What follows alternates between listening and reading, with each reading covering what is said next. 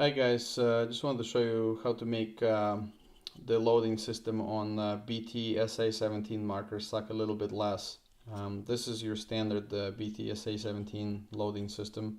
You'll have this plug here, and whoever has this marker knows that you have to turn it downwards, pull the spring back, and empty your 10 round tube through this hole, which doesn't work because the balls would stack up in the breech and get stuck on the edge here, and they won't feed nicely.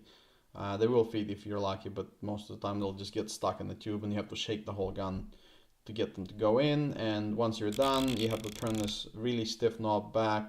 If you pull it out, by the way, it's going to be easier to turn it. And then you release the spring, and then the ball guide pushes the balls back into the breech.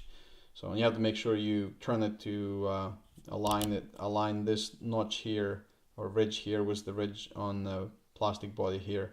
Otherwise the balls will get caught on the inside of this loading ramp. So what I did is I stole some ideas from guys on PV Nation. I think it's PV Nation or McCarter Brown, don't remember. M. Carter Brown. The idea was to drill a hole right here, right before when the ball guide is all the way back.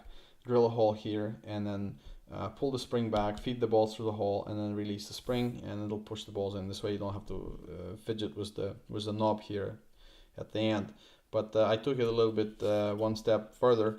I added this funnel here, which allows me to dump 10 round tubes really quickly into this tube, into the loading system, without spilling any paint, and loading quickly and reliably.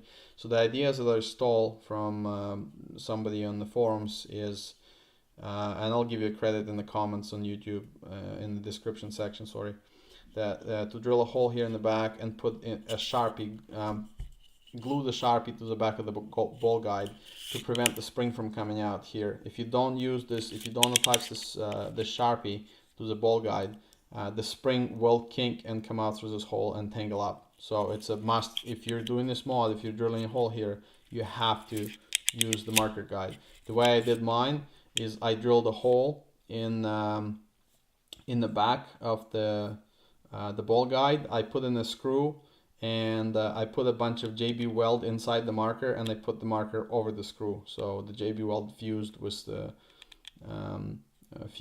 screw, with the thread, and now the marker is not, it will never come off. I can't take it off because I actually glued on the black part that snaps into the gray part. That's why I have this big chunk of plastic here. You don't need to glue this whole thing on. You can just take the small portion like this and glue it on. That's enough. But I prefer to glue the whole marker on because when I say marker, I mean permanent marker. This is what I mean. Because it just gives me a little bit more reliable spring compression. I'm not concerned about spring kinking. And this piece here is an eyepiece used for like a magnification eyepiece. It comes with a lens. I bought this from like a dollar store. They come in 5 packs with different magnification. It was a plastic lens, so you can push the lens out of here. And the way I glued this on is I used the Dremel tool to cut a rough V on either side of this eyepiece. Then I put a piece of sandpaper over this tube, held it like this, took the eyepiece, and then slid it back and forth until the sandpaper wore the profile in the plastic that matches the tube perfectly. And then I just stuck it on over the hole and used a bunch of JB weld. You have to be careful. There should be no edges. This wall here of this funnel has to match the edge of the hole in the tube, in the loading tube. If it doesn't, the balls are going to catch on it and they're going to just stack up. So so if I want to reload, I pull this back. I take my 10 round tube. I'm going to be using reballs. It's they suck for this because they have very high friction. And they would catch on each other, but oh shit. Alright, yeah.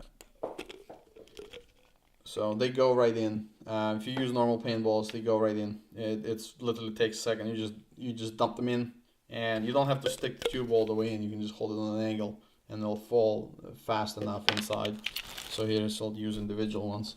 I have very slight tilt on this tube. I don't need to tilt it like 45 degrees down. Just very slight tilt. And just put them in and they go right in. And then I made it so that I put in a longer screw for the ball guide, so I can just flick it, and I'm ready to fire. And this thing actually fits, I believe 12 or even 13 rounds with one in the breech. So if your bolt is cocked, you can actually fit 13 rounds. So those tubes don't actually fill this thing to the full capacity. You end up having the ball guide sit about here, even though it can sit here. And as you can see, they fall out easily once you pull the ball guide. So the motion of the paintballs here is very fluid. There's no, they don't snag anywhere.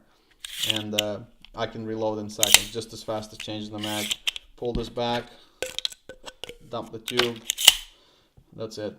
So this is my attempt on making BT SA17 suck a little bit less. And my other project of making it suck a little bit less is sticking it into this rifle body. But this is the future project, so I'll let you know how this goes.